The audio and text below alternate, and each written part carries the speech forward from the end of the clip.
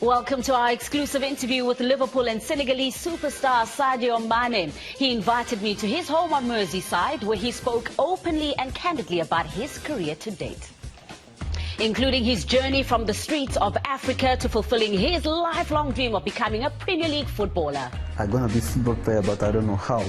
It's the only thing I have been doing, only thing I know, and always training. What makes Liverpool the perfect fit for him? Liverpool is different. It's like family. It's the right moment, the right coach, and the right club. And what he hopes Liverpool can achieve this season. We are Liverpool. Everything is possible with us, so we're going to try to beat all of them. Oh, it is an extra special edition of Premier League football today. Welcome one and all. It's all about Mané. And that's why in studio today I've got an individual who knows Sadio very, very well. Journalist and Liverpool supporter, Melissa Reddy. Melissa, welcome. It's lovely to be here. Great subject matter. I know, right? Oh, it's so special, especially because as Africans, you know, this is a really special topic to be talking about. An individual who's done so much for African football as well. Absolutely. I think he's so inspirational. We've seen all the clips there of what a phenomenal footballer he is, but I think it helps that he's such a lovely person as well. Yep. You want him to succeed even more because of that. When did you first meet Sadio, come across him, talk to him, interview him? When he signed for Liverpool in the summer of 2016, I did a long piece for him. He was voted one of the 50 best players in the world, which sometimes when you present footballers with stuff like that, it's just like, oh, another one of the awards. But he was genuinely buzzing about it. And that just showed a humility. He was surprised that he was one of the 50 best players in the world, even though he'd been performing so well. And I think, you know, you will have known from your interview as well, he's so accessible and open and friendly and warm, that combine that with his brilliance on the pitch, and you know, I think he's not just one of the best players in the league, but definitely in the world. Yeah, very humble and very soft-spoken, but he's a completely different personality on the field of play. He really comes alive and quite ferocious, isn't he? Yeah, you know, with all the things I'm talking about, his niceness and the fact that he is so open and engaging. He's got steely determination as well. And I mean, you have to have that if you want to succeed, especially, you know, he came from a rural village in Senegal, in Bambali, where there was no football pitches or anything like that, played on the street, played wherever he could actually just kick a ball around. Had to leave home at 15 and go to Dakar against his parents' wishes, and ended up going to France without his parents knowing he was in France. He phoned them from there and they didn't want to believe him. So I think, you know, that determination that he had as a kid has never left him, which is why he's so explosive on the pitch. All right, well, we're going to build on that, actually, and let's hear from Sadio himself as he takes us back to those early days when he started out playing in the streets out in Senegal, and how he made the progression to now living his dream at Liverpool.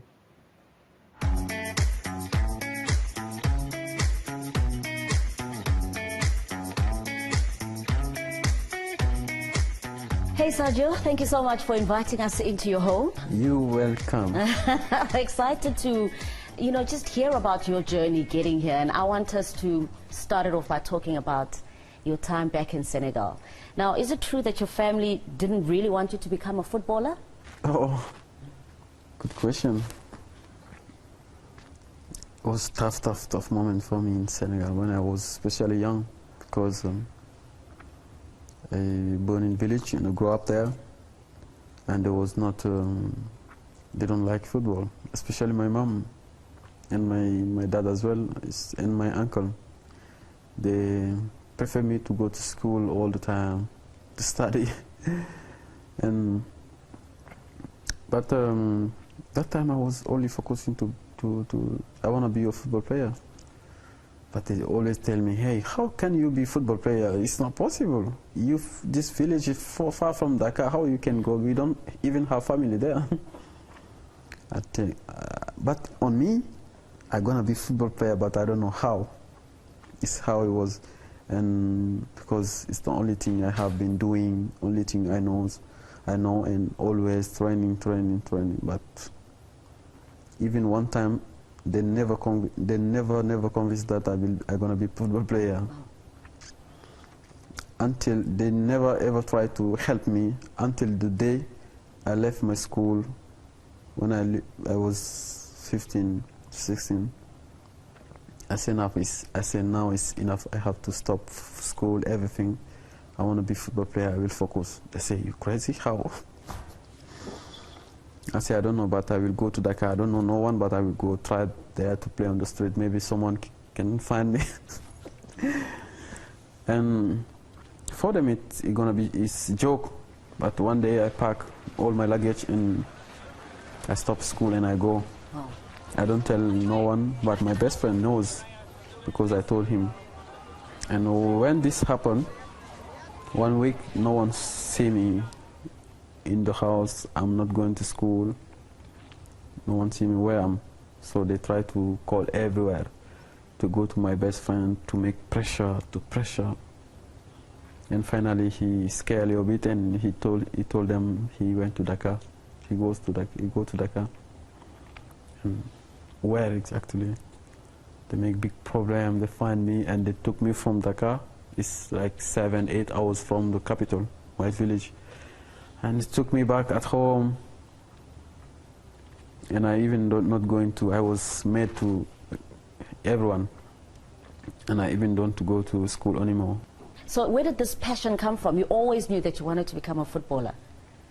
I think this was on me since I born, because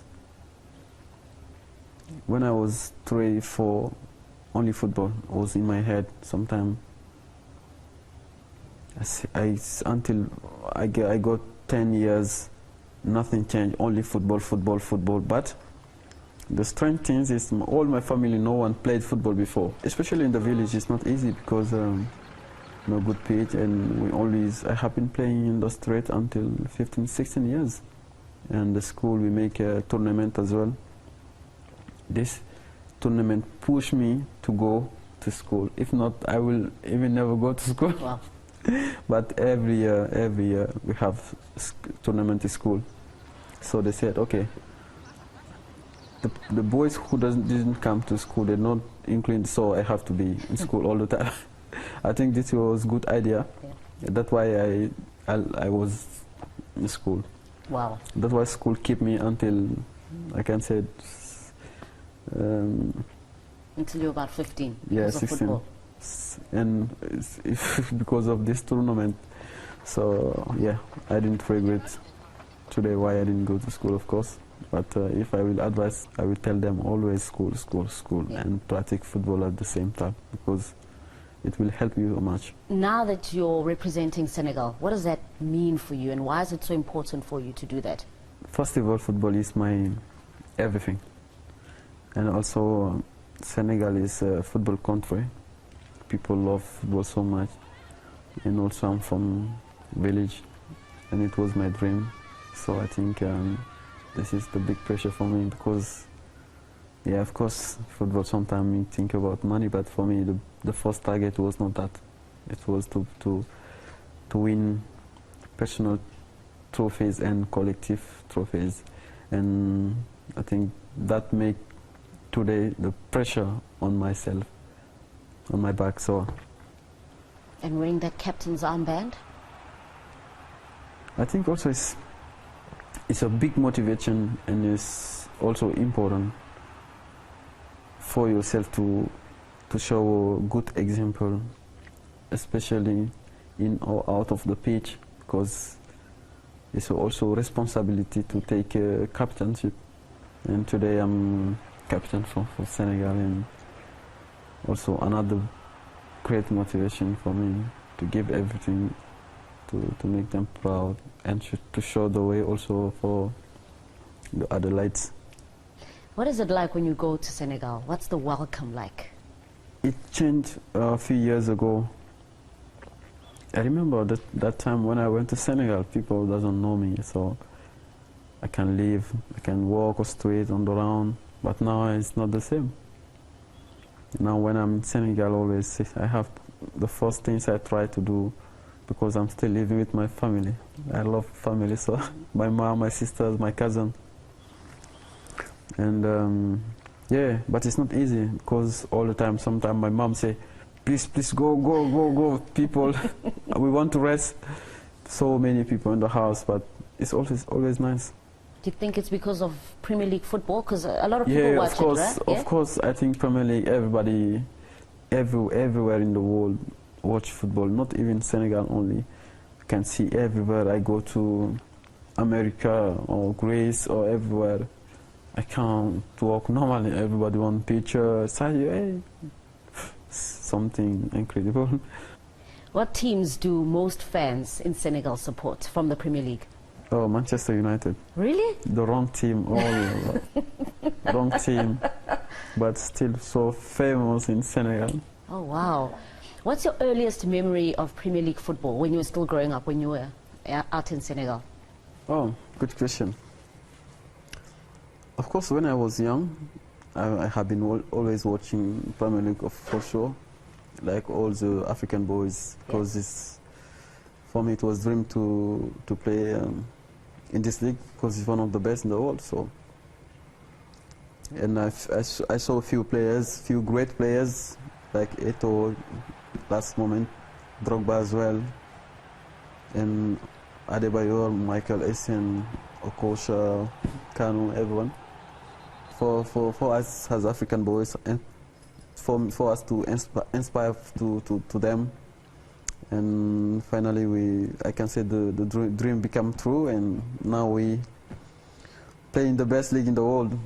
For sure, we enjoying to play here, and yeah, of course, try to do our best to make the other boys, African young, proud, and to tell them everything is possible, and to fight to achieve their dreams. Oh, it's a special story, isn't it, Melissa? And I mean, I think a lot of African footballers can most certainly relate to that tough start where you're playing in conditions where you don't quite have the ideal conditions to hone your skills. Absolutely. I mean, you know, he just grew up playing street football. Yep. And without any sort of tactical awareness or knowledge or anything like that, he's got to go 500 miles to Dakar. And he actually arrives for trials with very old torn boots, and he didn't even have football shorts. He had like normal shorts on. And one of the coaches looked at him and said, "Are you sure you're meant to be here? You know, what are those you're playing in? You don't even have proper football shorts. You know, I think you're wasting your time." And he said, "Please, you know, I've come with the best I've got, and I just want to show myself. I just want to show you what I can do." After 15 minutes, the same coach went to him and said, "That's it. I'm signing you up. You're on my team. If you can do this without any proper equipment, imagine what you can do, you know, if you have proper boots, shorts, and with the right training and guidance." And he has been, for Generation Foot, which was the academy doing that trial, they've seen quite a few players go on to the Premier League, but he is their star pupil. They all still keep in contact with him. They buzz about him. And I think one of the things that was so touching about his story is when he went from Bambali to Dakar with his uncle, he didn't actually know anyone in Dakar. It was a shot in the dark that they were taking. But this family that, you know, took him in. They sort of loosely knew his family. And despite them not having any money and stuff, they wanted to help him with his dreams. So they took him in, and until he went to Metz, they practically looked after him, provided for him. And, you know, till this day, he still goes on about them, and all of them are well taken care of by him, but it's a lovely story. It is, isn't it? And then, of course, hearing that his parents are saying you can't really make a living from football. They didn't see it as a real career. Yeah, I mean, we know in Africa the amount of young boys that get sold this dream of you're going to end up in Europe, you're going to become a professional footballer, only to go and get stranded elsewhere, you know, by unscrupulous people. So African parents always have that fear. And I think when you do come from a disadvantaged background, your parents want you to have the best sort of future possible, and that's based on education. His family were quite religious as well, so they wanted him to go through the religious educational route. And it wasn't just his parents who thought he was being silly thinking he could become a footballer, but a lot of people in the village, even though they said to him he was the best player, they all said, Europe, that's too far from here. That's an impossible dream. Yeah, that's too far from here. That's not going to happen. When you hear that, he says he doesn't even know when this dream started. You know, he just always knew that he wanted to become a footballer. This is an individual who was born a footballer, and that's why it just seems so seamless when he's playing. Yeah, I think his parents said from about 2 or 3 years he was inseparable with the ball. Yeah. And as much as they tried to divorce him and the ball and him and football, they just couldn't get it out of his system. He was desperate to play. And I don't think you can actually shake, if you're passionate about football, I don't think you can shake it out of someone. And it's so natural to him. He plays with such joy and enthusiasm. And I think that's, you know, he's carried that through all the way to his career from the time he was a kid. And he laughs about it now, saying, you know, now when he goes back to Senegal, everyone's like, we knew you'd make it, we knew you'd make it. And he's like, you told me Europe was far away. Yeah, I remember those days. And now he says, I mean, would you say that this is the pinnacle of his career? He says he's living his absolute dream, because so many people all across the globe know about Premier League football. They know it's the toughest, most competitive league in the world. And from the longest time, he'd remember, you know, some of his star players and how people support the Premier League. Yeah, he said, you know, he grew up watching Premier League football and idolizing these players, imagining he was El Hadji Diouf, and, you know, he was rattling off all these names. And he said it still surprises him when he's in Senegal and he sees people with the Sadio Mané shirt, because he's now the idol. But, I mean, yeah, he's loved all around the world. Liverpool have such a massive fan base. He's got his own song. He's got banners on the Kop. Yep. When he scored in the Merseyside derby in the 96th minute at Goodison Park, he got another song after that, A Christmas Carol. So, yeah, I think people have taken to him, because you can see that he leaves everything on the pitch, and that you can see off the pitch he's a genuinely good person. People have taken to him, and he has taken to life in the Premier League.